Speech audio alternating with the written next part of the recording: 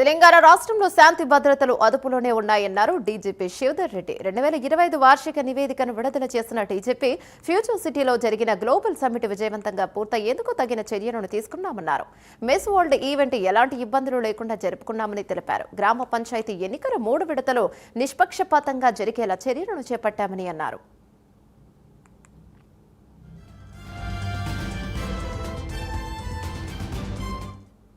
భద్రతలు తెలంగాణ రాష్ట్రంలో చక్కగా మెయింటైన్ అయినాయి.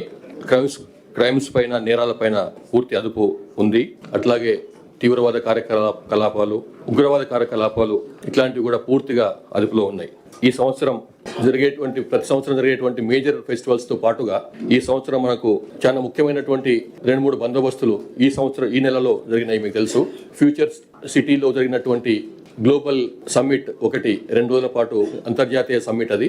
అట్లాగే రెండోది లయనల్ మెస్సీ ఈవెంట్ రాష్ట్రంలో హైదరాబాద్లో ఈ నెలలో అది కూడా ఈ నెలలోనే జరిగింది.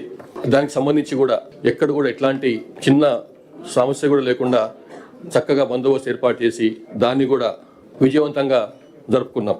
ప్లస్ మనకు 3 విడతలుగా గ్రామ పంచాయతీ ఎలక్షన్స్ అయినాయి. ఆ గ్రామ పంచాయతీ ఎలక్షన్స్ కూడా 3 మలకలు అయినాయి, 3 దశలలో అయినాయి. అవి ఎక్కడ కూడా చిన్న సమస్య లేకుండా పూర్తిగా నిష్పక్షపాతంగా జరిపించినాం. యాంటీ ఎక్స్ట్రీమిస్ట్ వర్క్ సంబంధించి ఈ ఒక్క సంవత్సరంలోనే 509 మంది సరెండర్ అయినారు. అజ్ఞాతంలో ఉన్నటువంటి మావోయిస్ట్ కార్టర్స్. ఆ 509 మందిలో 483 మంది 483 మంది ఛత్తీస్గఢ్ రాష్ట్రానికి చెందిన వాళ్ళు అయితే 24 మంది తెలంగాణ రాష్ట్రం నేటివిటీ ఉన్న వాళ్ళు, ఒకరు మహారాష్ట్ర నుంచి, ఒకరు ఆంధ్రప్రదేశ్ నుంచి. మే నెలలో మిస్ వరల్డ్ ఈవెంట్ జరిగింది. ఆ మిస్ వరల్డ్ ఈవెంట్ కూడా భారతదేశంలో చాలా అరుదుగా జరిగేటువంటి కార్యక్రమం. అది కూడా ఎట్లాంటి సమస్య లేకుండా మే నెలలో పూర్తి బందోబస్తు ఏర్పాటు చేసి చిన్న సమస్య లేకుండా అది కూడా ఘనంగా పూర్తి చేసుకున్నాం. ఈ